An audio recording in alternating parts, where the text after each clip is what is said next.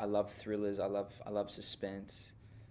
I get a real kick out of just being on the edge of my seat the whole time. So put that with 3D, I thought it's got to be pretty fantastic.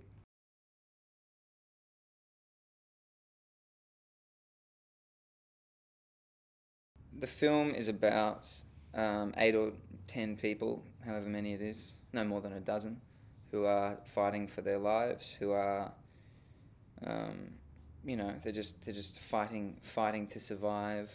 The tsunami hits the east coast of Australia, and the supermarket floods, and we follow two stories.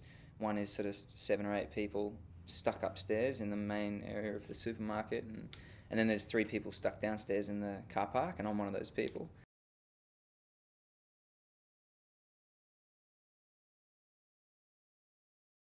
But I think the real hook, so to speak, is I was watching an interview with Russell Mulcahy, and he was talking about how it's not just a survival movie. It's like the setting is so unlikely, and that's what kind of sets it apart. So he said, going down to you're just going down to the shops to get your milk or whatever, and then all of a sudden going down to the shops to get your milk becomes the most terrifying day of your life.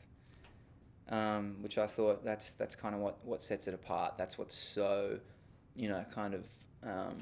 that's what's so kind of goosebump worthy.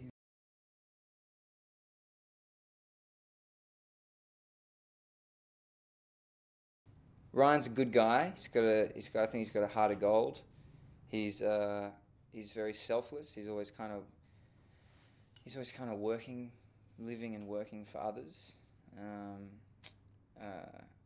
I think he's just a guy he's had to work hard his whole life. Nothing's ever kind of been easy for him or come his way, and he's just a really good kid with a good heart.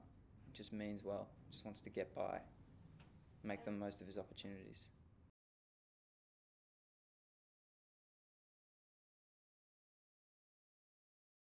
Kyle is kind of like a guy who am I allowed to swear? Probably not allowed to swear. Am I allowed to swear? Try not to. Well, it's good I nipped it in the bud, so. Just couldn't think of a better way to describe it.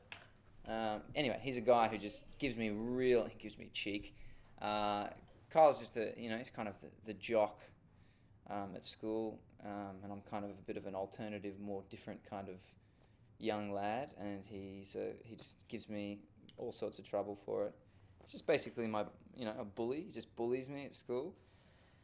And I don't think that he's like, as a character, I don't think he's got a bad kid or anything. It just so happens, kids are just like that, and they bully. And I happen to be his bully victim.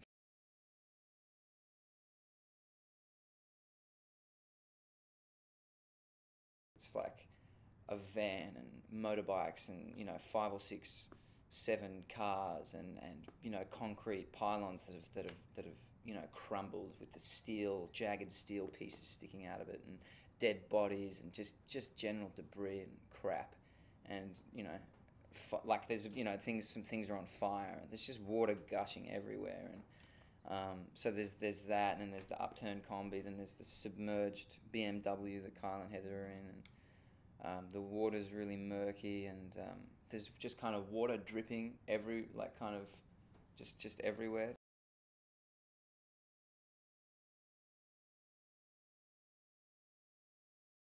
He's so aware what's required. Technically there's so many different elements, and for me it's just such a brand new thing having to take on something of this size. And every day, I come in, Kimble's just got a smile on his face. He goes, "Hey bro, all right, let's do it." And he's very welcoming. So I found Kimble to be just welcoming and supportive. He's a good dude. He's a good dude.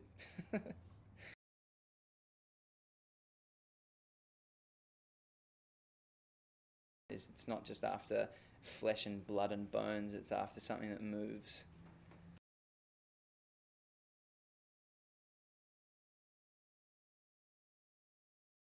Working with the animatronic sharks has been great when they're kind of there to scare you, but there are a few moments where I wish that they'd been there.